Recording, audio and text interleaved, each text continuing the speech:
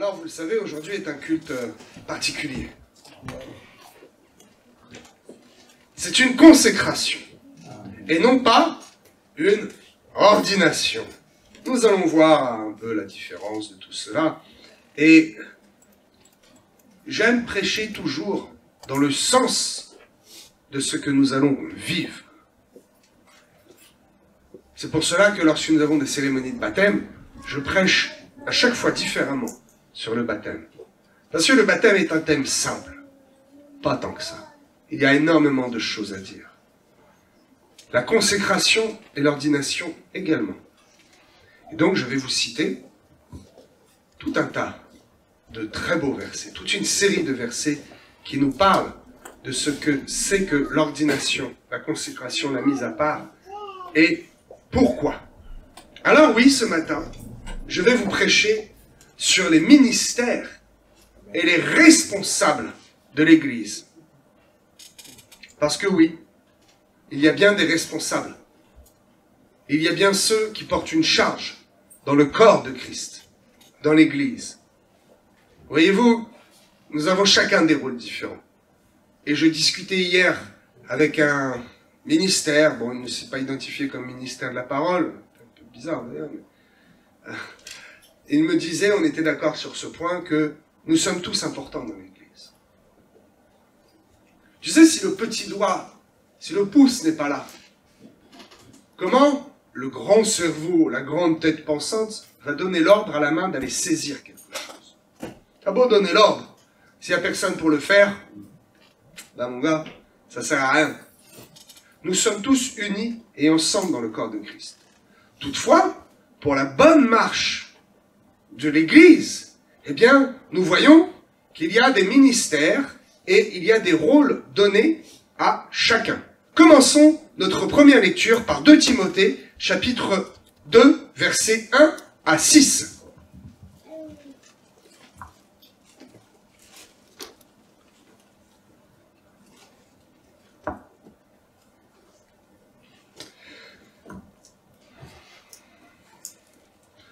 Toi, donc, mon enfant, fortifie-toi dans la grâce qui est en Jésus-Christ.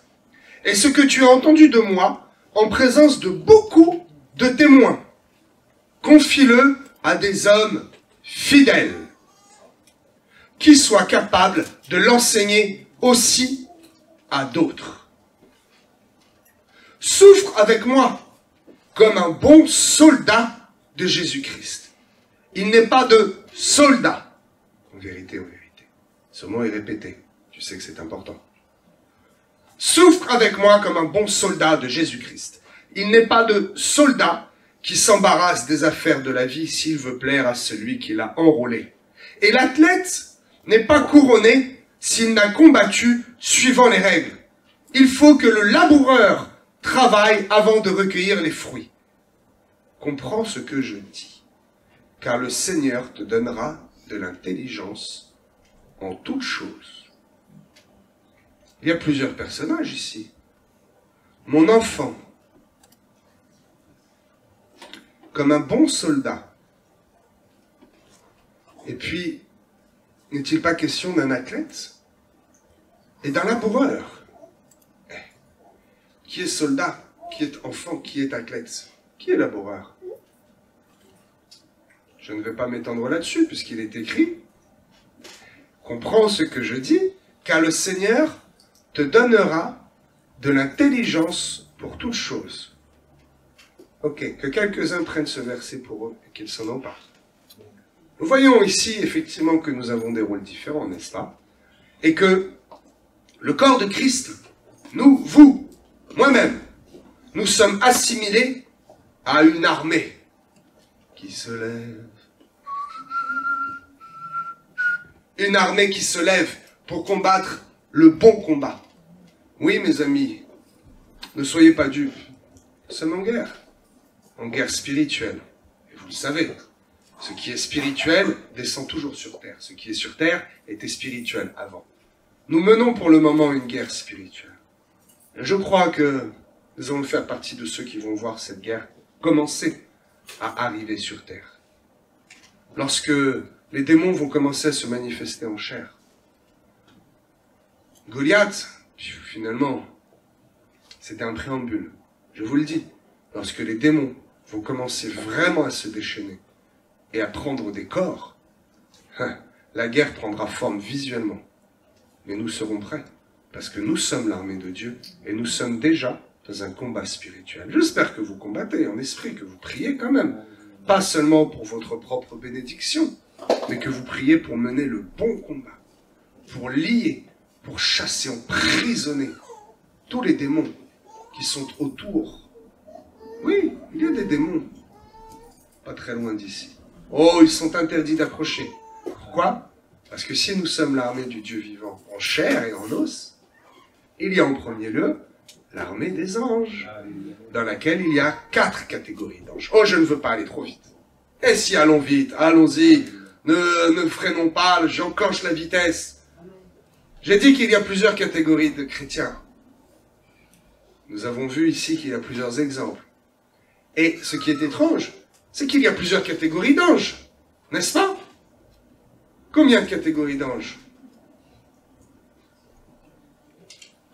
4, bien sûr. Ok. Nous avons les archanges, les séraphins, les chérubins, qui étendent leurs ailes, et les anges. Bien. L'archange, que fait-il? L'archange est un responsable. C'est celui qui est responsable de l'armée, qui dirige une partie de l'armée. C'est celui qui est à la tête d'une légion et qui commande. Il a cette responsabilité-là. Et il y en a peu. L'archange fait un travail spirituel, tout comme le ministère de la parole. Les 5 ministères de la parole font un travail 100% spirituel. Même si parfois, dans les petites églises, ils sont amenés à faire un peu la sono, à faire un peu ci, à faire un peu ça. Mais le but de leur travail, leur mission première, leur formation, est fait pour qu'ils fassent un travail spirituel, de responsable spirituel. Très bien. Puis nous avons les chérubins. Leur rôle, avec leurs ailes étendues, n'est-ce pas, est un rôle de protecteur, de gardien, d'aide. C'est ceux qui aident à maintenir le peuple, qui ont un rôle d'anciens. Anciens plus plus. Bien. Puis nous avons les séraphins. Que font-ils, les séraphins? Ils chantent, ils adorent. Ça, c'est en esprit. Les séraphins que vous êtes, que font-ils? Ils font un service. La louange, c'est un service. Ils font un service physique. Qui fait un service physique, un travail sur le terrain, dans la parole de Dieu? Il n'est pas correct que nous servions aux tables. Nous devons nous consacrer à la prière. Vous êtes des séraphins, des diacres, n'est-ce pas? Et la 4e catégorie d'anges, le type d'ange, ce sont les anges. Ce sont les messagers. N'êtes-vous pas, vous, dans les rangs, les messagers de la parole de Dieu? N'êtes-vous pas équipés? Premièrement, la première chose qu'un chrétien doit faire, c'est d'aller évangéliser, d'aller parler, d'être la démonstration vivante de ce qu'est la réalité de l'évangile. Comprenez-vous ici qu'ensemble, nous sommes l'armée, et que dans cette armée, il y a des archanges, il y a des chérubins, il y a des séraphins, et il y a des anges. Ne savez-vous pas que nous sommes plus importants que des anges? Hey, ne serons-nous pas appelés nous-mêmes à juger les anges? Les anges ont-ils la foi? Ils n'ont pas la foi. Ils n'ont pas besoin. Depuis toujours, ils sont avec Dieu. Ils sont dans son environnement. Et ils obéissent à Dieu. Ils sont des soldats. Nous sommes plus importants que les anges. Voyez-vous, les ministères sont au-dessus des archanges. Et je n'ai pas peur de dire ça. Les anciens sont au-dessus des chérubins. Les séraphins sont en dessous des diacres. Vous commanderez certainement des séraphins un jour. Dieu vous dira, vas-y, tu peux commander. Va faire la louange ici. Va délivrer tel quartier. Vous êtes, vous, plus important que des anges. Oh, merci Seigneur pour cette révélation. 4 types d'anges. 4 types de soldats dans l'armée que nous sommes. Ok. Il est question d'un vocabulaire qui nous explique que les diacres et les anciens ont un ministère dit laïque. C'est-à-dire que c'est un ministère qui n'est pas de la parole, que c'est un ministère qui est appelé à faire un service physique. Pourquoi ces ministères-là existent-ils? S'il n'y a que la tête qui pense et qui est très importante. Oh, le vénéré pasteur. Ce n'est pas le cas ici, certainement. Mais il y a des églises où c'est comme ça. Si le pasteur n'a pas d'aide, il ne peut rien faire. Pourquoi la femme a été donnée à l'homme? Parce que l'homme seul n'était pas bon, il ne pouvait rien faire tout seul. Pourquoi des ministères ont été donnés? Parce que Moïse, tout seul, ne s'en sortait pas. La charge était trop lourde et il ne fallait pas qu'il la porte tout seul. 70 lui ont été donnés, n'est-ce pas? Donc, les anciens et les diacres sont absolument indispensables et nécessaires dans l'Église afin de faire un bon service. Malheureusement, Matthieu 9, 36. Lisons Matthieu 9, 36.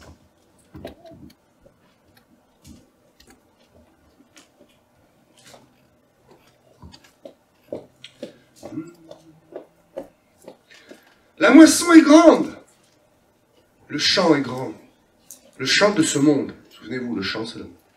La moisson est grande, mais il y a peu d'ouvriers. Il n'y a pas assez d'ouvriers. Il n'y a pas assez de diacres et d'anciens. Il n'y a pas assez de chrétiens pour aller à la moisson. Alors que Matthieu 22, 14 nous dit quoi? Beaucoup sont appelés, mais peu sont élus. C'est un drame. Beaucoup sont appelés. Il y a besoin de beaucoup, mais peu sont élus et il y a peu d'ouvriers pour la moisson. C'est pour cela qu'il faut être beaucoup plus sérieux, mes amis, dans le ministère.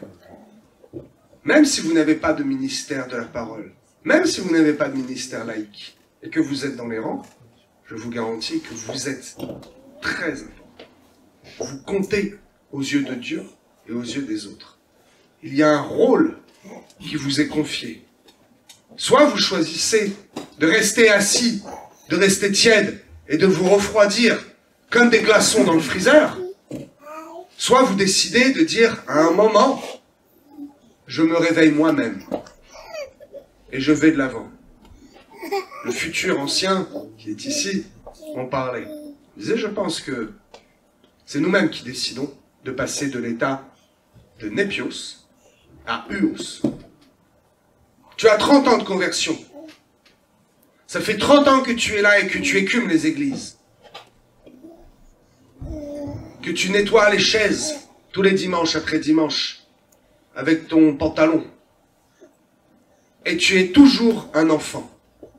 Ce n'est pas normal. Tu attends et tu attends. Hey, arrête d'attendre. Enlève ton manteau d'enfant et prends un manteau, un costume d'adulte. Décide, toi, d'aller plus loin. Réveille-toi toi-même déjà. Si tu attends d'être réveillé, je te le dis, tu peux attendre longtemps.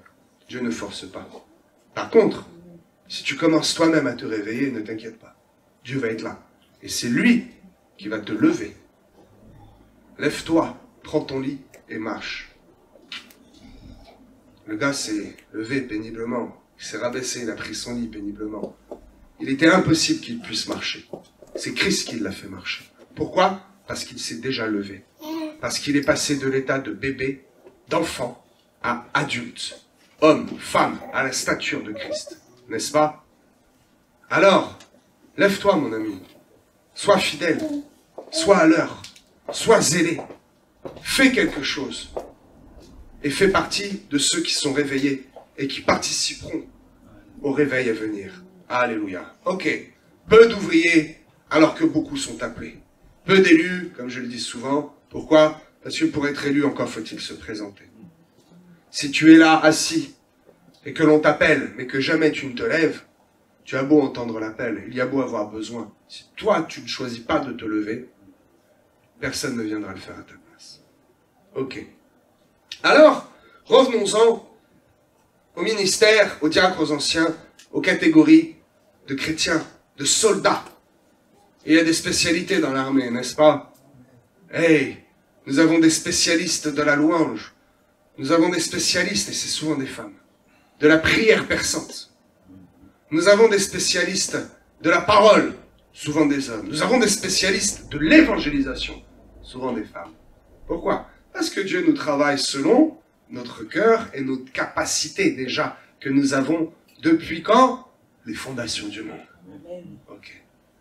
Alors, n'en déplaise à certains qui sont appelés des propres justes et qui disent oui, nous sommes tous égaux.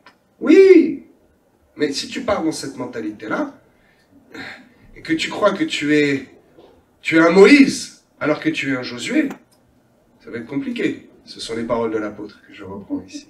Ok? Vous avez reconnu. Bon. Eh bien, il y a une importance, non pas d'homme, mais dans la fonction. Dans l'armée, savez-vous ce que l'on dit? C'est tellement spirituel. La fonction prime sur le grade. Tu as le grade de pasteur, mais tu ne fais rien. Tu n'as jamais prié pour quelqu'un en pleurant, avec intensité. Tu ne t'es jamais mis sur tes genoux. Mais tu as le grade de pasteur, tu as l'étiquette. Et lui, le chrétien qui est tout au fond, que tu négliges un peu, tu sais pas que lui, toutes les semaines, depuis des années, il prend une journée entière pour jeûner. Et qu'une fois par mois, il prend 3 jours pour jeûner. Et qu'une fois par an, il jeûne pendant 7 jours. Et que déjà, dans sa vie, il a expérimenté des nuits entières à pleurer pour le salut des âmes. Et que déjà, et même c'est coutumier, et c'est très simple pour lui, il va et il prie, sans imposer les mains, il prie simplement. Et ses frères et sœurs sont guéris. La fonction prime sur le grade. Comprends-tu? Toutefois, dans une généralité, ça c'est dans une église qui fonctionne mal, dans une généralité, il est question que l'homme de la parole paye plus le prix que le diacre, que l'ancien. L'ancien, le diacre, paye plus le prix que le chrétien. Toutefois, le pasteur n'est pas plus important que le diacre, et le diacre pas plus important que le chrétien. Le chrétien n'est pas moins important que le diacre ou que le pasteur. Comprenez-vous qu'il est question d'un rôle que nous avons à faire. Le monde dirait un rôle à jouer. Hey, ce n'est pas un jeu, c'est très sérieux. Ce n'est pas un rôle que nous avons à jouer, c'est un rôle que nous avons à remplir. Prendre cette tâche au sérieux, vraiment. Et avoir du respect pour ceux qui ont un rôle différent. Pas plus important, mais plus lourd. Parce que Dieu nous confie seulement ce que nous sommes capables de porter. Et je vous le dis, il n'y a pas de fleurs ou... Mais je porte certaines choses que certains seraient incapables de porter. Et merci Seigneur, parce qu'il m'a équipé. Il faut respecter cela. Toutefois, l'un n'est pas plus important que l'autre. Si le pouce n'est pas là, la tête a beau ordonner de prendre. Ça ne marche pas. Si le pouce se considère aussi important que la tête, quand la tête veut lui dire « prends », elle va dire « quoi, je fais ce que je veux ». Ça ne fonctionne pas. Comprenez les principes du fonctionnement du royaume de Dieu. Nous sommes tous autant aimés de Dieu. Nous sommes tous aussi importants. Mais nous n'avons pas tous la même responsabilité. Cette responsabilité nous amène à porter une charge, à faire des sacrifices, à faire des choix que tous nous ne sommes pas prêts à faire. Restons dans notre couloir, dans notre catégorie. Tu es un séraphin et tu voulais être un chérubin. Mais attends, peut-être le chérubin il se dit j'envie un peu le séraphin parce que c'est quand même moins difficile. Mais oh, je suis quand même content de pouvoir étendre mes ailes et d'être utile. Et tac, tac, les flèches tapent dans mes ailes et je souffre et j'ai mal. Mais si Dieu m'a donné des ailes, c'est parce que c'est mon rôle. Ok? N'envie pas le rôle de l'un ou de l'autre. Reste dans ton couloir. Et c'est là que tu seras efficace. Alléluia. Je sors de mon message. Je vais y revenir. Ok. Donc, Éphésiens 4, 11. Bien connu, il a établi les uns comme. Parenthèse? Oui, parenthèse. Grammaticalement, le mot les uns, en grec, n'a pas de genre. Les uns, les unes. Juste un tout petit argument immédiat pour faire taire les religieux qui disent « les femmes ne doivent pas prêcher ». Femme, tais-toi. Dans l'assemblée, il est écrit « tais-toi ». Viens, on prend un café, je vais lire avant et après, et en 3 minutes, je vais t'expliquer, et tu vas pleurer, et tu vas regretter toutes les paroles que tu as dites aux femmes, et ce que tu as pensé. Les femmes peuvent prêcher, les femmes doivent prêcher. Femme, tais-toi. Femme, élève ta voix dans l'assemblée, prie parce que ta voix est entendue, et c'est une bénédiction. Bien. Les 4 ministères, dit de la parole. Puis, il a établi les fonctions d'anciens et de diacre. Il est question ce matin d'une consécration. Nous allons ensemble assister à la consécration du futur ancien, j'aime ce jeu de mots, Geoffrey. Mais, quelqu'un ici m'a posé une question à propos d'un évêque. Je t'avais répondu en partie, je crois. Bon, je vais te répondre en totalité. Pour le diacre, lisons Acte 6, verset 1.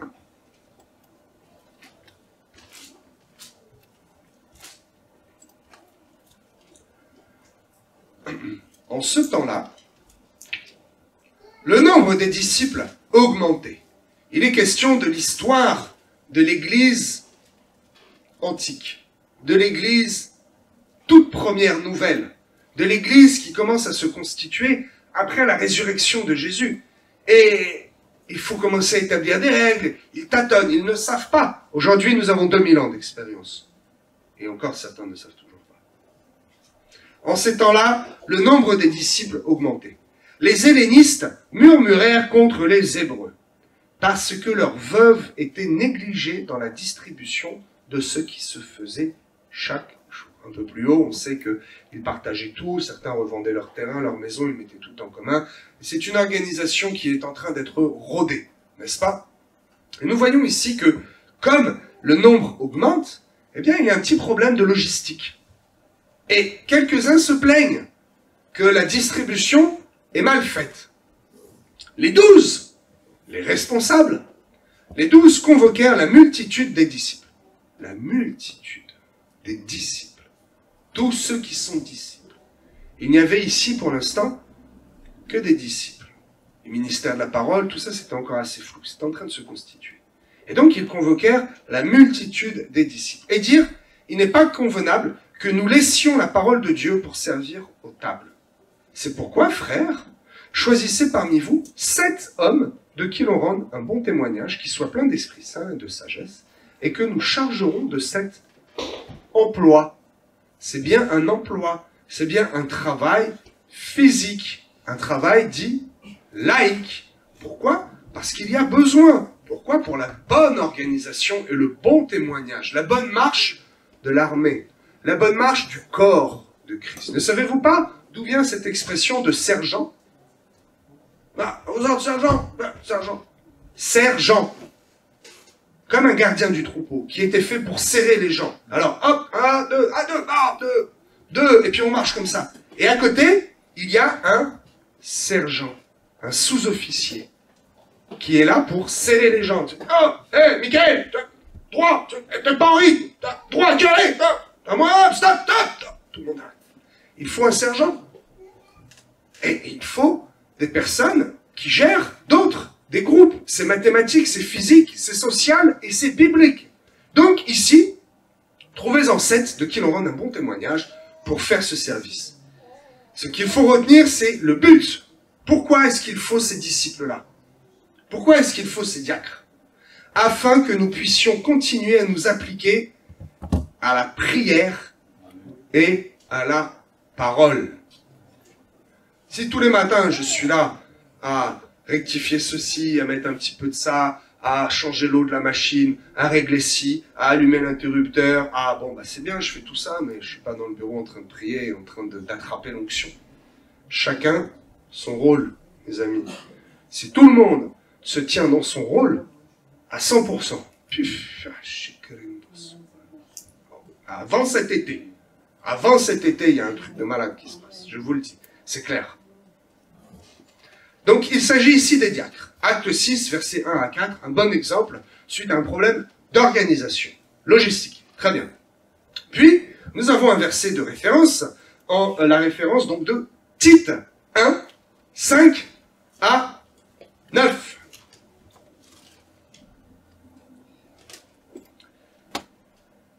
Donc Paul qui donne un conseil, ok, à Tite, serviteur de Dieu. Je t'ai laissé en Crète afin que tu mettes en ordre ce qui reste à régler et que selon mes instructions tu établisses des anciens dans chaque ville. Si il s'y trouve quelques hommes irréprochables, mariés d'une seule femme, ayant des enfants fidèles, qui ne soient ni accusés de débauche, ni rebelles. Point. Car il faut que l'évêque soit irréprochable, comme économe de Dieu, qu'il ne soit ni arrogant, ni colérique, ni adonné au vin, ni violent, ni porté à un gain déshonnête, mais qu'il soit hospitalier, ami des gens de bien, modéré, juste, saint, tempérant, attaché à la vraie parole telle qu'elle a été enseignée, roulement de tambour, afin de quoi? D'être capable d'exhorter selon la saine doctrine et de réfuter les contradicteurs. Nous avons deux mots. C'est étrange. Nous avons le mot ancien et le mot évêque. Bon. Si vous étudiez bien, si vous relisez, vous allez voir qu'à chacun n'est pas demandé la même chose. Et que seulement à l'évêque est demandé de pouvoir connaître la doctrine biblique. Pourquoi? Pour pouvoir réfuter les contradicteurs. Waouh! Et ici, c'est clairement celui qui est juste là, au côté, dans le sein, là, juste. Il n'a pas l'appellation, mais il commence à avoir le rôle du pasteur. C'est celui qui est capable de prêcher. Et oui, il connaît la doctrine, il est capable de réfuter. Et pour cela, il ne faut pas juste avoir une vie propre, il faut aussi connaître la saine doctrine, afin d'être capable d'exhorter et de réfuter les contradicteurs. Alléluia. Nous avons donc ici l'ancien et l'évêque. Ancien, presbytéros. Parle pas un petit peu presbytérien. Et puis évêque, épiscopos. Épiscopal. Des termes, une église vieille comme Mathusalem qui reprend ces termes-là, mais qui ne les comprend pas, malheureusement. Donc nous avons ici l'exemple, la preuve, la démonstration que derrière ce terme ancien, il y a une nuance. Presbytéros, en grec, la vraie signification, c'est l'ancien d'abord en année et en sagesse. Mais c'est plutôt celui qui est capable de gérer les affaires. Et celui qui est capable de gérer les affaires de qui? Les affaires de notre Père. Celui qui est capable de prêcher. Mais son vrai travail, comme il est ancien en âge, il a de l'expérience et il sait très bien gérer les affaires de l'Église. Encore mieux que le diacre. Le diacre sait qu'il faut faire un coup d'aspiro, il faut régler ça, il faut machin. Mais, comment je fais pour acheter un sac d'aspirateur? Il faut aller à la compta, il faut faire un bon... C'est pas mon rôle. Moi, mon rôle, c'est de passer l'aspiro. Il est un ancien pour ça. Comme l'ancien connaît toutes choses, il sait gérer, il est sage. Il n'ira pas taper dans la caisse. Il n'ira pas faire une escroquerie. Il sait qu'il y a tel papier à faire, qu'il faut avoir le secrétaire, que machin. Tac, et il n'embête même pas le pasteur avec ça. Et donc, cet ancien prend une charge importante, tu vois. Mais ce n'est pas à celui-là qu'il est demandé de prêcher. Et c'est pour cela qu'il faut faire très attention, vous savez, dans ces églises où il nomme des anciens qui ont 20 ans. Il y a 6 mois encore, ils étaient en boîte de nuit. Ils se convertissent. 2 semaines après le baptême, ils sont diacres. Et 3 mois après, ils sont anciens. Bon, ce n'est absolument pas doctrinal. Toutefois, comment fait-on si Armène, qui est appelé au ministère, est-ce qu'il va passer du rang de chrétien à pasteur? De la croix jusqu'au tombeau. Il y a des étapes. Alors, si on est religieux, ça me pose un problème, le presbytéros. Parce qu'il faut quand même que tu sois âgé. Il faut que tu sois ancien en année. Pour avoir au moins des enfants, une famille et un bon témoignage, je suis désolé. Il faut du temps. Mais à 20 ans, à 21 ans, le temps ne parle pas. Ah, comment fait-on? Je suis bloqué. Hey, on n'est pas bloqué, lisons la parole correctement. Évêque. Ah, l'évêque. Tiens donc, l'évêque, épiscopos, c'est celui qui est responsable, qui est gardien. Celui qui est surveillant. Celui à qui il est demandé, l'évêque, l'épiscopos, d'exhorter selon la doctrine et de réfuter les contradicteurs. Ainsi, celui-là, même dans son jeune âge, pourra être ancien, non pas ancien presbytéros, mais ancien épiscopos. Voyez-vous l'importance de bien comprendre la doctrine et de bien éplucher toutes les couches de la vérité biblique? Il y a bien deux types d'anciens. Et ici, nous avons Dieu qui est tellement merveilleux et qui nous donne une solution qui ouvre la porte vers un problème pour les religieux qui ne comprennent pas. Et, oui, un enfant, un jeune physiquement, mais qui spirituellement n'est pas un gamin du tout, peut être ancien, dans le sens évêque. Pourquoi? Parce que cet évêque qui est appelé à la parole, eh bien, ne va pas s'arrêter en chemin. L'ancien qui est presbytéros, probablement, va rester ancien. Et il va rester dans son couloir. Et c'est très bien. C'est une responsabilité. C'est déjà énorme. C'est un Josué. C'est fantastique. C'est incroyable déjà la responsabilité et de pouvoir tenir cette responsabilité. C'est un travail qui est difficile. Chacun a sa bonne place. Et ici, ce matin, nous allons assister à la cérémonie, eh bien, de consécration d'anciens. Et vous l'avez compris, ici, même si Geoffrey, tu aurais l'âge et la stature d'être ancien presbytéros, tu vas être plutôt ce type d'ancien qui est prêt à exhorter, qui est prêt à enseigner et à défendre la doctrine. Tu es l'ancien épiscopos. Voilà donc la réponse à ces deux termes qui sont employés dans la parole de Dieu. Tantôt ancien, tantôt évêque. Peut-être personne ne vous l'avait jamais expliqué comme ça. Et pourtant c'est tellement simple. Ouvrons les yeux.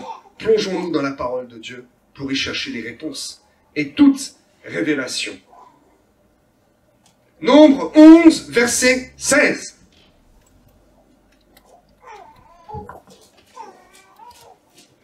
Il s'agit ici encore d'un petit problème de gestion et de charge.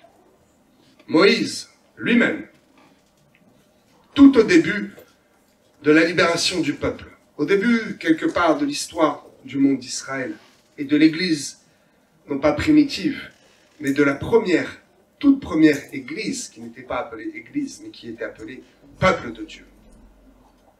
L'Éternel dit à Moïse, assemble auprès de moi 70 hommes, des anciens d'Israël. Ici, anciens, ce sont des anciens en âge, qui nous rendent un bon témoignage, des pères, des sages. Assemble auprès de moi 70 hommes des anciens d'Israël, de ceux que tu connais comme anciens du peuple et ayant autorité sur lui. Amène-les à la tente d'assignation et qu'ils s'y présentent avec toi. Si déjà tu as une autorité sur ta propre famille, sur ton entourage, alors tu peux avoir une autorité sur le peuple. Non pas l'autorité pastorale, l'autorité mosaïque, l'autorité de Moïse, mais être un relais pour Moïse. Parce que le peuple était trop nombreux et Moïse était épuisé.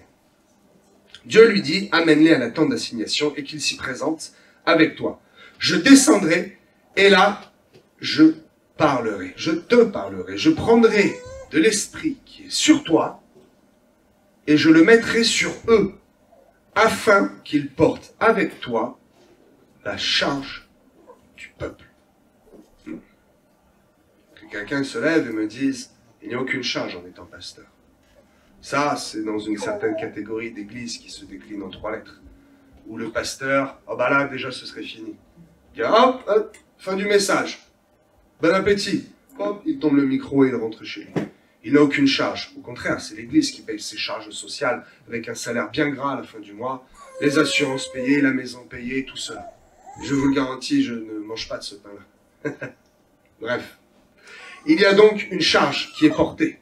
Et cette charge est lourde. Et donc, c'est Dieu lui-même qui prend de l'esprit qui est sur Moïse et qui le redonne aux anciens.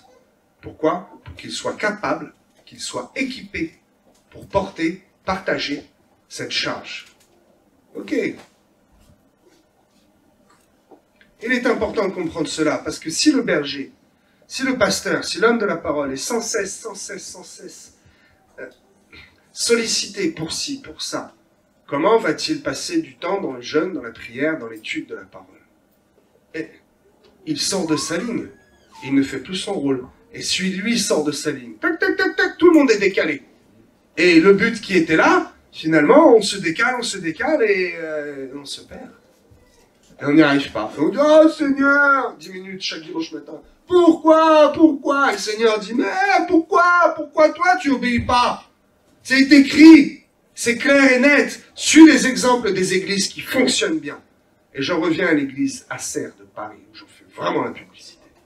Parce que l'apôtre nous a reçus tellement bien, tellement propre, droit, carré, net, clair, précis.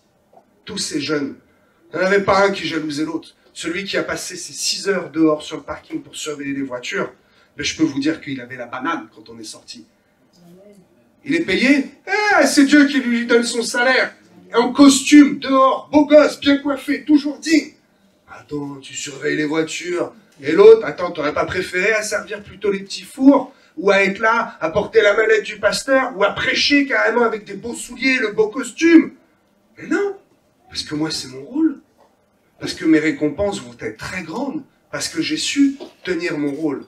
Rester sur le parking. Et parce que peut-être, tu sais même pas que, peut-être grâce à moi, j'ai surveillé 100 voitures. Ou 100 chrétiens. Qu'est-ce 100? Ils étaient 5 par voiture. Hein? 500? Oui, 500! Tu as été le chérubin qui a étendu les ailes pour protéger 500. Et ces 500-là ont pu prier, ont pu se consacrer sans penser à dire peut-être j'ai le carreau cassé de la voiture en rentrant, parce que c'est un peu chaud, parce qu'il y a beaucoup de monde, parce qu'il y a des démons, le monde se déchaîne. Non, sois tranquille. Il y a quelqu'un qui a été choisi et qui va rester dans son couloir et qui va faire sa fonction. Et ainsi, tout a tellement très bien fonctionné. Les gars à la sono, qui étaient là à courir avec la caméra, et moi je me disais, c'est dur, parce qu'ils se mettent à part, ils ne peuvent pas prendre un moment sur leurs genoux et prendre de l'onction et prier. Mais je ne m'inquiète pas pour eux, parce qu'ils ont pris leur bonne part. Ils ont fait ce qu'ils devaient faire. Ils ont rempli leur mission. Alléluia. Les ministères, vous le savez, sont utilisés, et leur rôle principal, c'est d'équiper les chrétiens. Ok? Parce que c'est ensemble, je le répète, je terminerai là-dessus, que c'est ensemble que nous allons provoquer le réveil, que nous allons allumer ce feu. C'est Dieu qui va souffler dessus. Mais s'il n'y a pas de feu d'allumer, si nous n'entretenons pas le Saint-Esprit, le feu de l'Esprit, il n'y aura rien. Nul et non avenu. Et je ne veux pas croire en ça. Parce qu'il va y avoir un réveil. Ce que je ne veux surtout pas, c'est être cette petite église au fond de la rue d'Azusa Street, qui était très religieuse et qui ne voulait pas s'engager. Et qui regarde de loin avec des jumelles et un regard jaloux, cette méga church qui est née en un mois, dans laquelle s'engouffrent les païens, s'engouffrent les punks, les drogués avec leurs seringues dans la poche. Et lorsqu'ils ressortent, ils n'ont plus la même tête. Ils ne parlent plus le même langage. Non, je veux être cette méga church. Je veux être cette grande église. Et je veux que ce soit vous, individuellement, qui alliez chercher les drogués et les perdus dans la rue. Et qui, juste en passant, me fasse un petit clin d'œil, me dise, pasteur, t'avais raison, yes, j'ai un rôle important, merci de ce qui m'a été confié. J'ai su prendre la bonne part. Alléluia. Je m'arrête là. Merci Seigneur. Bien. Après avoir prêché,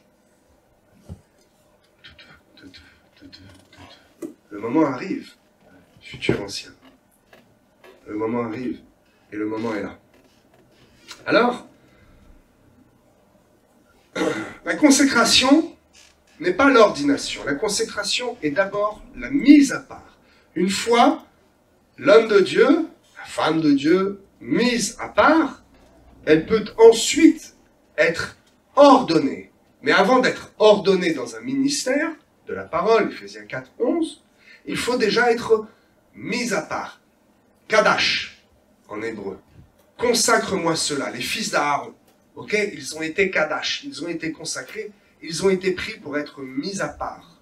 Ils ont été pris d'un couloir, toujours le truc du couloir, et ils ont été mis dans un autre couloir. Aujourd'hui, c'est ce qui va être fait, Geoffrey. Tu vas être consacré. Parce que, et j'en atteste, tu as un vrai appel pour Dieu. Quelques-uns ont identifié un appel sans toutefois être précis. Et ce qui nous a fait rentrer en connexion, et ce qui a authentifié notre connexion, et ton respect non pas pour mon ministère, mais déjà juste pour ma personne, c'est que, très vite, je t'ai dit, c'est trop facile de dire tu es évangéliste. Tu es homme de la parole, tu es pasteur. Et ça a ouvert quelque chose. La révélation était donnée. Parce qu'au fond de lui, il en était convaincu. Mais les hommes l'ont enfermé dans une limitation. Et lorsque nous sommes rentrés en contact, cette barrière a sauté. Et depuis 1 an que Geoffrey est en formation, j'atteste que sa vie est propre, que son cœur est sincère, que c'est un homme qui est zélé pour l'évangile. Et il y a besoin de zèle. Oh, tu en fais trop. Eh ben, tant mieux, ben justement, il vaut mieux trop en faire que pas assez. Il vaut mieux freiner un peu le cheval de course, plutôt que de sans cesse le motiver. Alléluia. Geoffrey est responsable de la cellule Parole Vivante de Marmande, avec l'accent, entre Bordeaux et Agen. Voilà. Dans le sud de la France. Cette cellule a des hauts, des bas, et il est passé déjà par les difficultés et le travail du pastorat. Et je le disais tout à l'heure, la fonction prime sur le grade. Il occupe déjà la fonction pastorale parce qu'il a choisi d'ouvrir sa maison. Il a accepté d'ouvrir sa maison et d'accueillir ceux du dehors qui étaient prêts à entendre l'évangile, d'accueillir quelques népios qui étaient prêts à devenir huos. Et il a déjà subi des attaques, il a déjà porté un peu plus que ce dont il pouvait porter. Et heureusement, il a une bonne couverture spirituelle. Mais à un moment, il faut passer au couloir d'après. Il faut qu'il soit équipé. Parce que physiquement, il fait déjà le travail. Spirituellement, l'équipement est là. Mais il manque un petit quelque chose. Il manque un acte physique, une présentation officielle avec des témoins que vous êtes ce matin et les témoins que les anges sont déjà ici. Je pense et je vois déjà des anges qui sont là avec leurs grandes ailes. Et tu te rappelles, Martial, quand on a fait ces grands murs là, je vois un qui est là, qui laisse ses ailes derrière, et hop, qui est assis là sur le mur comme ça. Tu vois, et il est curieux, il est comme ça, puis il regarde, il se dit, mais ils sont bizarres ces humains. Quelle foi les anime? Comment ils obéissent comme ça? C'est fantastique. Waouh. J'ai envie de les bénir, mais j'attends juste un signal. Parce que moi, c'est une étrangeté pour moi, et je n'ai même pas à leur parler. Et si Dieu me dit, je souffle un peu comme ça, et tout s'y tombe, et ils ont une bénédiction. Alléluia. Ok. Alors Geoffrey, je vais te demander de t'avancer ici, et de nous apporter ton témoignage. Non pas juste un discours, mais de nous expliquer comment tu réponds à cet appel, peut-être comment tu vois un peu le futur, et voilà. De t'exprimer publiquement et de confesser publiquement que tu acceptes l'appel. De toute façon, je te poserai quelques questions après. Alléluia. Alléluia. Bonjour à tous ceux que je n'ai pas pu saluer. Vraiment, je suis dans la joie d'être devant vous ce matin. Il y a beaucoup d'émotions dans mon cœur, je suis pris dans mes tripes. Parce que, avant de rencontrer, d'être connecté comme père spirituel avec le pasteur Jean-Charles Gentini, et je veux vraiment honorer vraiment son ministère et cet homme de Dieu, parce que c'est vraiment un homme de Dieu authentique, simple et vraiment efficace dans son appel. Et avant de le rencontrer, j'étais quelqu'un d'échaudé. J'ai eu un parcours dans les assemblées, je ne citerai pas le mouvement, et j'étais un peu abattu parce que je savais dans mon cœur, depuis toujours, que j'avais un appel à servir le Seigneur. Je ne savais pas concrètement qu'est-ce que c'était. Bon, beaucoup m'ont qualifié en tant qu'évangéliste, en tant Mais il y avait autre chose qui brûlait dans mon cœur. Mais je n'ai jamais été soutenu, on m'a toujours un peu dit, ben non, reste, voilà, c'est Dieu qui fera en son temps. Et pourtant, j'ai eu beau voilà, demander, aller vers des pasteurs, aller vers des personnes pour dire, ben voilà, je sens vraiment l'appel, je sens vraiment que voilà, il faut que je sois formé. Je n'ai jamais eu de réponse favorable. Alors que voilà, je servais le Seigneur, j'étais dans la louange, on me donnait souvent la parole, voilà, on m'a donné l'occasion de parler, d'exhorter, mais jamais plus loin. Je voyais le temps qui avançait et rien ne se faisait. Et quelque part en moi, j'étais un peu brisé parce que j'avais à cœur quelque chose pour l'Église et je voyais le temps qui avançait et je ne pouvais rien faire. On ne me donnait pas voilà, l'occasion d'exprimer ce que le Seigneur mettait dans mon cœur. Et donc j'ai décidé, voilà, quitte à pas avancer, autant que je sorte de ces mouvements, de ces églises, pardonnez-moi de l'expression, mais entre guillemets, qu'on a l'impression d'être vivantes, mais qui en réalité sont mortes. Et qui sont encore au stade, je le dis, de népios, de bébé spirituel.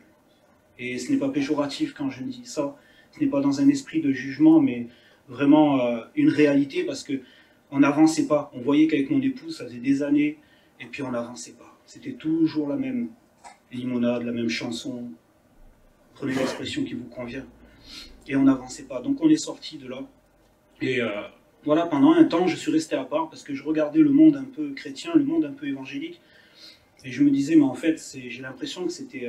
j'utilise le mot que je témoigne au pasteur, hein, mais j'avais l'impression que c'était un cirque, que chacun voulait tirer la couverture à soi, et chacun voulait briller juste et remplir son église. Et puis c'est pas ça qui brûlait dans mon cœur. Je voyais que non, c'est pas ça que le Seigneur même veut. C'est pas ce que le Seigneur attend de serviteurs d'église. L'église, c'est la lumière du monde et c'est pas ce que le Seigneur veut. Bref. Et je craignais un peu, donc j'ai arrêté. Je regardais plus. Avant, je regardais des enseignements. Puis j'avais arrêté complètement. Puis je m'étais même dit dans mon cœur, ben tant pis. Je passe à côté peut-être de l'appel. Et puis de toute façon, c'est trop tard. J'arrive à 40 ans. C'était avant qu'il fallait que ça se fasse et maintenant ça se fera pas. Et finalement, mon épouse, elle suivait les enseignements de l'apôtre Daniel Vendini.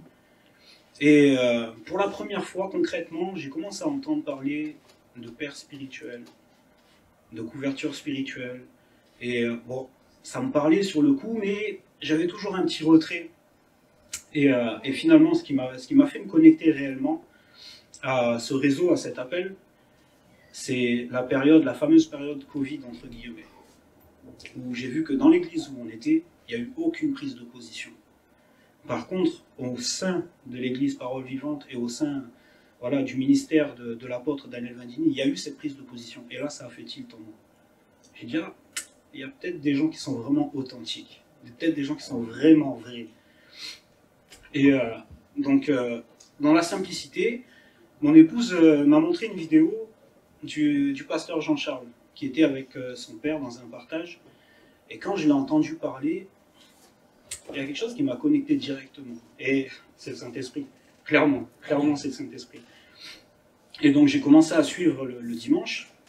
Puis j'étais vraiment béni par les prédications, parce que j'entendais, parce qu'il y a vraiment, vous avez vraiment un homme de Dieu qui vous amène vraiment de la connaissance, vraiment une qualité dans la connaissance de la parole et dans la profondeur des Écritures qui est vraiment excellente.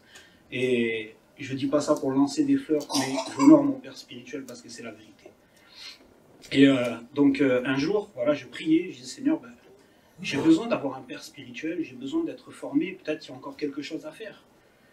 Et je priais pour ça, puis j'ai dit, tiens, je vais me connecter au pasteur Jean-Charles. J'ai envoyé un message, j'avais son épouse comme amie sur Facebook, et j'ai envoyé simplement un message, et juste avant je priais, je disais, Seigneur, vraiment connecte-moi. Ça faisait quelques jours que je priais, le Seigneur, fais les choses dans la simplicité. Tu sais que je suis quelqu'un de simple, je suis quelqu'un d'authentique, j'aime pas les chemins détournés, j'aime les choses carrées et droites.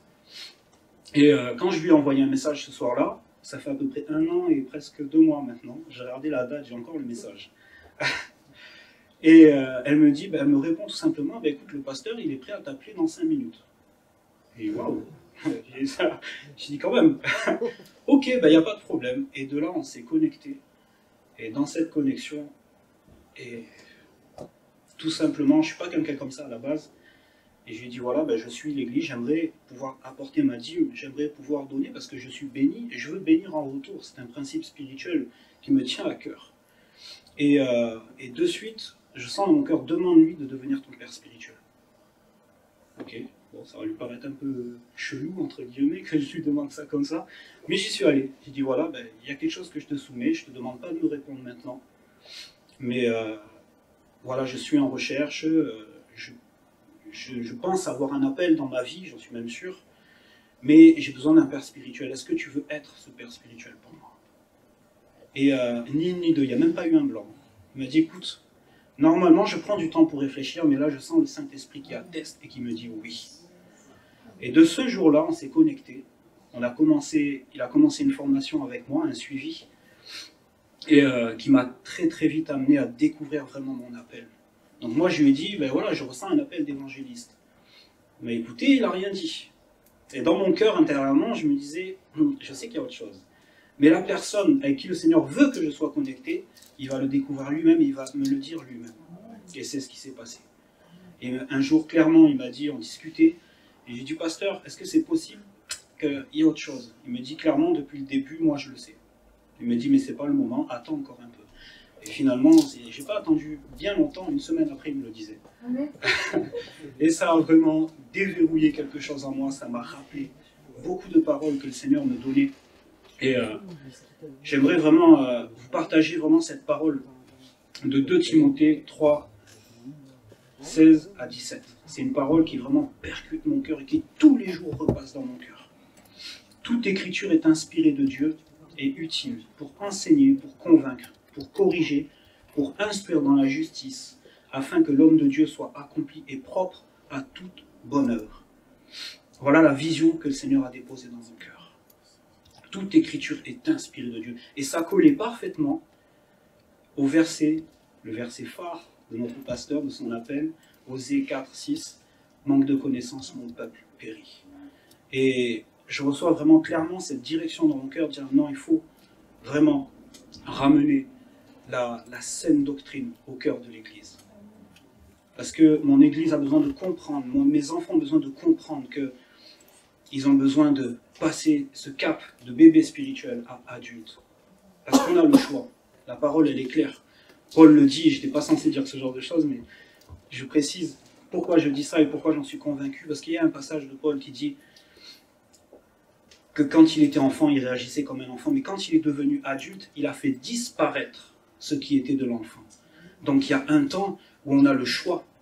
On arrive à des stades, on a la connaissance théorique, mais elle est bonne la connaissance théorique. Mais le Seigneur veut qu'on passe dans la connaissance pratique, qui va nous amener vraiment dans cette connaissance qui nous libère et qui nous amène au statut de huos et qui nous fait passer de népios à huos.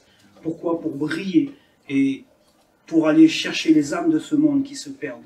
Parce que l'Église est trop centrée sur elle-même, est trop recroquevillée sur elle-même. Je parle de l'Église en général sur la France. Et c'est en toute humilité que je dis ça et en toute simplicité parce que j'ai observé ces choses-là. Et c'est vraiment l'appel que Dieu met dans mon cœur. Un appel à l'enseignement de la parole. L'enseignement juste, pas juste théorique, parce que celui qui croit savoir quelque chose, il ne connaît pas en réalité parfaitement comme il doit connaître.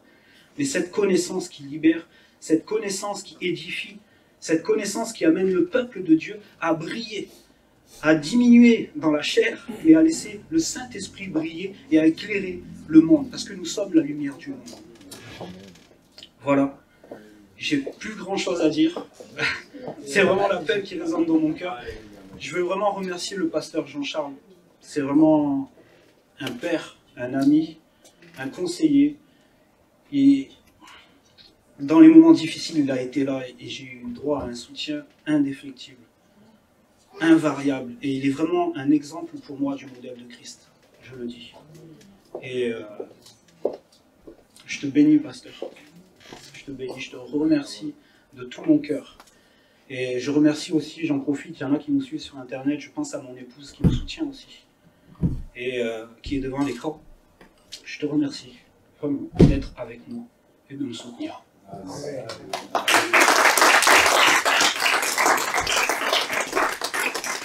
Alléluia, alléluia. Sabrina, sois grandement bénie. N'aie crainte. Quand Dieu équipe, il équipe. D'accord?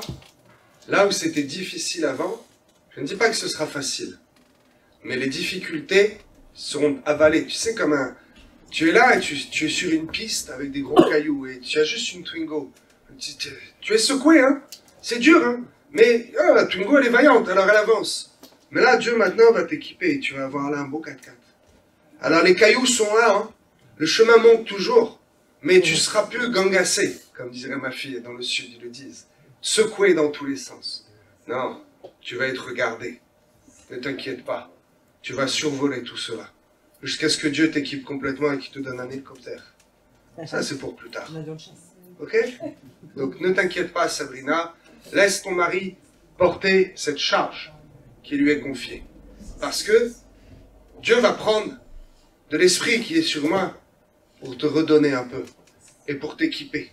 Pour te donner la force, non pas physique, mais la force spirituelle de pouvoir assumer, de pouvoir faire le travail, de pouvoir porter une charge qui pour le moment commençait à être un peu lourde. Mais Dieu a vu ton cœur. Parce que tu as fait avant même d'être équipé. Waouh! Tu as été au combat avant même qu'on te donne le bon fusil. Parce que tu as cru en ton général, au général Jésus-Christ. Alléluia. Alors Geoffrey, nous allons maintenant procéder à ta consécration. Ok. Alors je vais te demander de bien vouloir prendre position. Et je vais demander aux diacres et aux anciens, s'il vous est possible, s'il vous plaît, de venir entourer là autour. Et à ceux qui sont dans les rangs, pour ceux qui le veulent bien, qui le souhaitent, je vous invite à vous lever.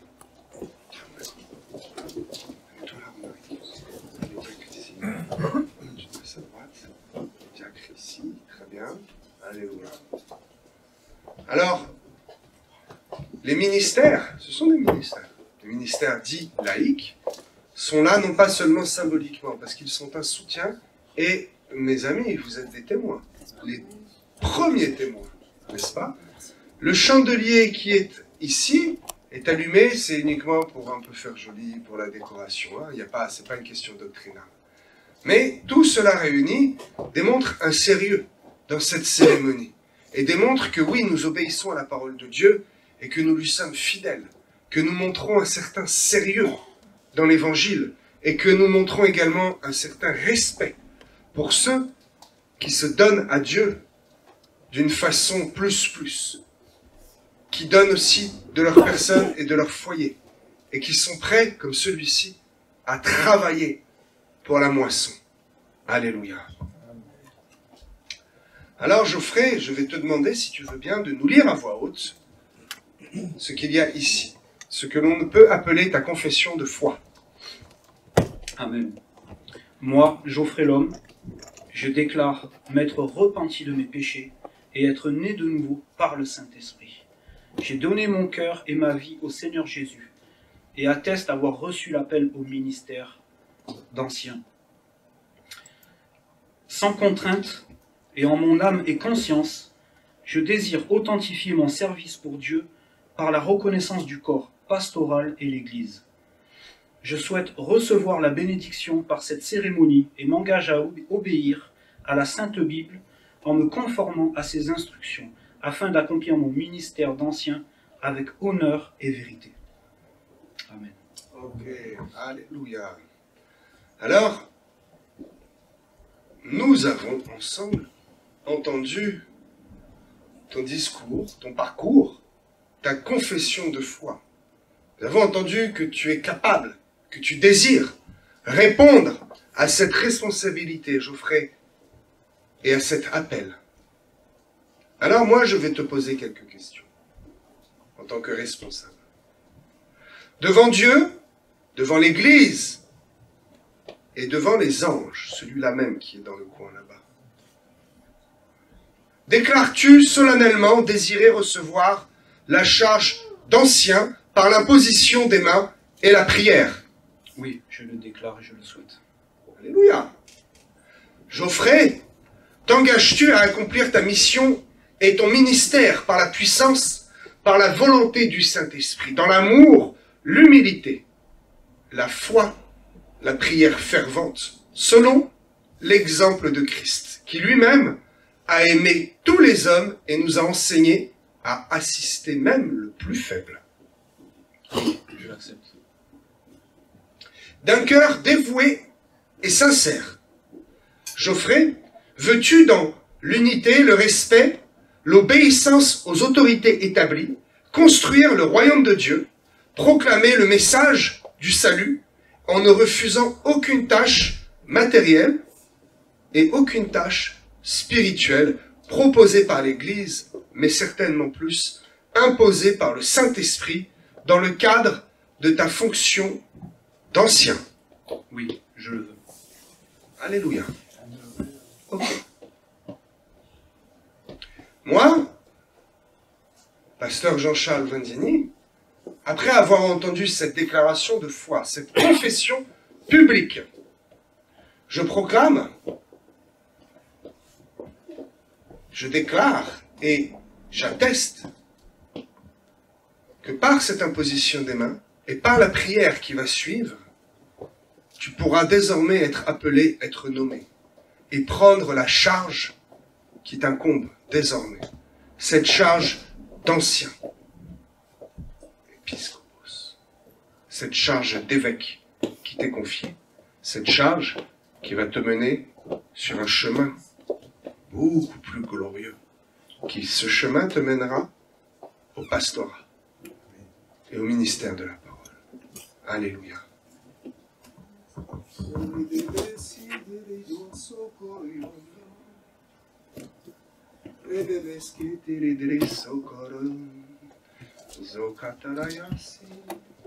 Il s'agit ici non pas de faire couler l'huile, de consacrer avec l'huile. Non, on ordonne avec l'huile, on fait couler l'huile. Toutefois, ceci est symbolique. Ok? Ne vous attachez pas à ce geste que je fais. Ce n'est pas doctrinal. C'est un geste que je fais parfois parce que mon cœur me dit de le faire et c'est une bénédiction supplémentaire. Ok? Ce n'est pas une ordination, c'est une consécration.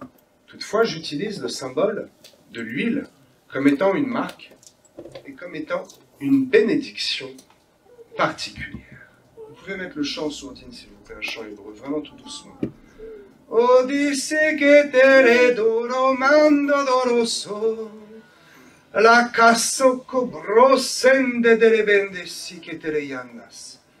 Merci, Père éternel, pour cette promesse que tu as faite à ton Fils, qu'il servirait le Dieu très haut, qu'il serait serviteur dans l'armée de l'Éternel, appelé l'Éternel des armées, le Jéhovah Jireh.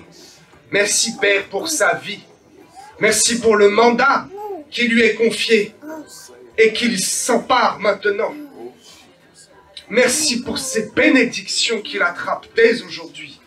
Au-delà de ces bénédictions, Père éternel, je prie pour que tu prennes une part de l'Esprit qui est sur moi et que tu l'équipes, que tu lui donnes une part supplémentaire du Saint-Esprit pour effectuer le travail, l'œuvre pour laquelle tu l'as appelé.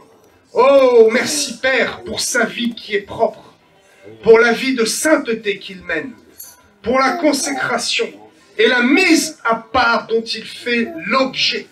Merci pour sa vie qui t'est dédiée. Bénis sa famille, bénis sa femme, équipe-la également. Qu'il soit maintenant, Seigneur, dans sa famille reconnu, physiquement et spirituellement, comme un conducteur du peuple de Dieu, comme un des 70 anciens que Moïse a choisi, qu'il a trouvé pour être à sa suite et pour le suivre dans la tâche qui lui incombe. Merci Père des grâces qui coulent maintenant sur sa vie. Merci Père de l'équipement supplémentaire, de l'épée à double tranchant qui lui est transmise, qu'il puisse s'en servir, qu'il puisse maintenant comprendre, prêcher et même prophétiser, commencer à rentrer dans une sphère où il pourra commencer, Seigneur, à expérimenter la parole de prophétie, la parole de connaissance et la parole de sagesse, comme tout ancien doit savoir, Père, le faire, et doit utiliser tous les dons de l'Esprit. Merci pour les prières qui vont sortir de sa bouche, qui vont être différentes maintenant. Merci pour l'autorité spirituelle qu'il va pouvoir manifester au sein de la cellule que tu lui as confiée. Merci Père, non pas seulement pour la reconnaissance des hommes, mais pour la reconnaissance du Saint-Esprit, la reconnaissance de l'Esprit Saint, pour l'élévation en esprit de ton Fils, de Geoffrey l'homme. Ainsi, Geoffrey, je proclame, avec l'autorité qui m'a été confiée, je te confie ce mandat d'ancien. Je proclame que tu t'es agenouillé en tant que chrétien avec des responsabilités. Et que maintenant, tu vas te relever en tant qu'ancien, en portant toi-même ces responsabilités. Et toi-même, tu es porté et tu t'appuies sur Jésus-Christ, notre Sauveur. Qu'une part de l'onction soit communiquée maintenant sur toi, Geoffrey, que le ciel s'ouvre et que les eaux coulent au-dessus de ta tête. Merci Père éternel pour la part de l'Esprit qui est communiquée sur ton Fils maintenant. Merci Seigneur de prendre ce que tu m'as donné, de prendre une part de ce que tu m'as donné dans la révélation et de le confier à ton Fils maintenant. Je m'empare du casque du salut et je le fixe définitivement sur ta tête et sur tes épaules, Geoffrey. Merci pour ce casque et cette cuirasse, la ceinture de vérité dont tu es déjà revêtu. Oh, merci Seigneur, parce que déjà en esprit tu brilles et le ciel s'est ouvert aujourd'hui au-dessus de toi, Geoffrey. Les anges jouent de la trompette et c'est une fête en esprit dans le ciel parce qu'un soldat a été nommé, un soldat a pris du grade et du rang. Et aujourd'hui, Père, aujourd'hui je sais que celui-là fait trembler le royaume des ténèbres. Et aujourd'hui, un homme a été formé dans le ministère de la parole pour être efficace et pour remplir la mission que tu leur as confiée. Merci Père pour les bénédictions et l'équipement sur la vie de Geoffrey. Alléluia, Amen, Amen. Priez pour lui, étendez vos mains, priez pour lui. Oh, merci, Katarabasso.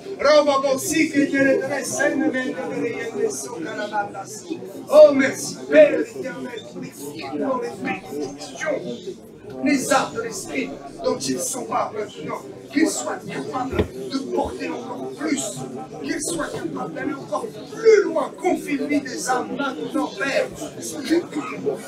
C'est toi qui diriges la cellule et c'est lui qui en a les clés. Tu lui as confié les clés.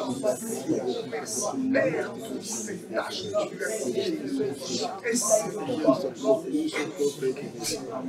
ce qui t'attend, prépare-le, ce qui t'attend encore. Oh, merci. Maintenant, remplisse ton vase, sois renouvelé, Esprit Saint, pour que les eaux fraîches coulent maintenant sur toi, Geoffrey. Merci, Père éternel. Alléluia, Amen, Amen, Amen.